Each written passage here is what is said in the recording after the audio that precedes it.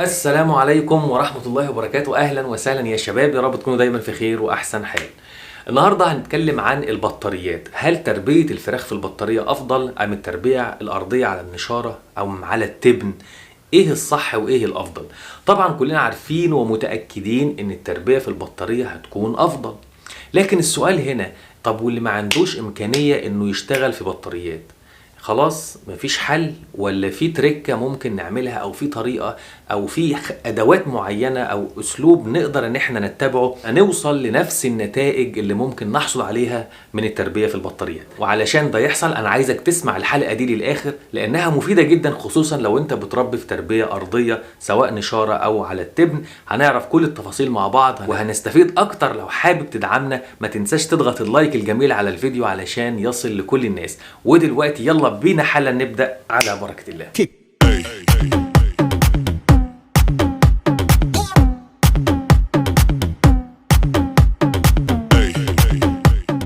الفكرة يا جماعة ان البطارية افضل من النشارة، ان التربية في البطارية بتوفر لك مساحة او عدد اكبر في غرفة واحدة او في مكان ضيق، وفي نفس الوقت بتمنع او بتقلل جدا مرض الكوكسيدي اللي هو بدوره بيسبب الكوليستريدي، اللي هو بدوره بيعمل سموم وبيعمل نافق. فانت لو مسكت اصل المشكله اللي هي الكوكسيديا، خلاص يبقى الكوليستريديا بتقل، وبالتالي السموم اللي بتنتج من الكوليستريديا بتقل، فالنافق عندك في الاجمالي على مدار السنه بيقل.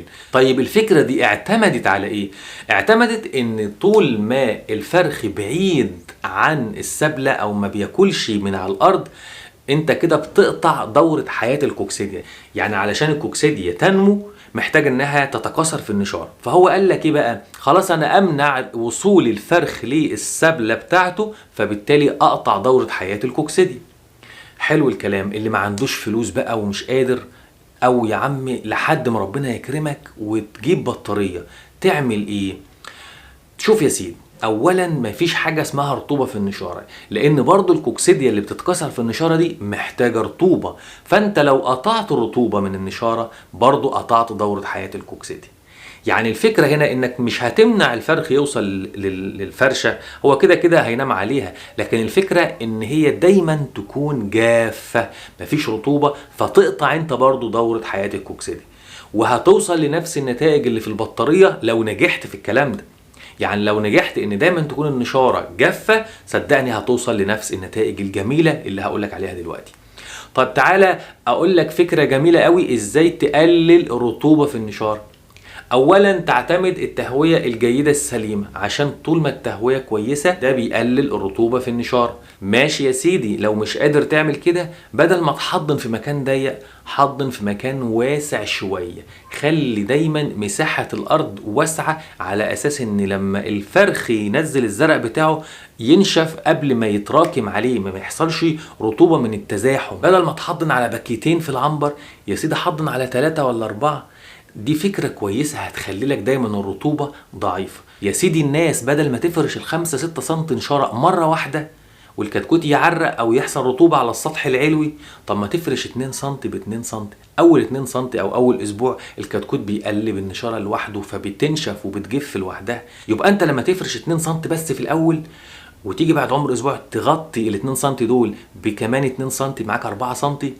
تيجي بعد كده تنقل الفراخ للنص التاني، يبقى انت اكنك على عمر مثلا 10 ايام العنبر كله النشاره بيضه لسه جافه. تيجي بعد كده توسع على النشاره القديمه بعد ما تكون انت قلبتها شويه. ما تنساش تفرش جير طبقه كويسه تحت النشاره، فده بيقلل لك الرطوبه، بيمص رطوبه من النشاره.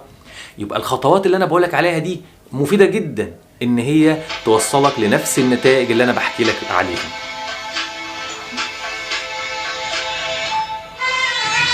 وطبعا ما ننساش العلف ما يقعش على الارض عشان الفرخ ما يروحش بنفسه ياكل العلف ملوث بالكوكسيديا.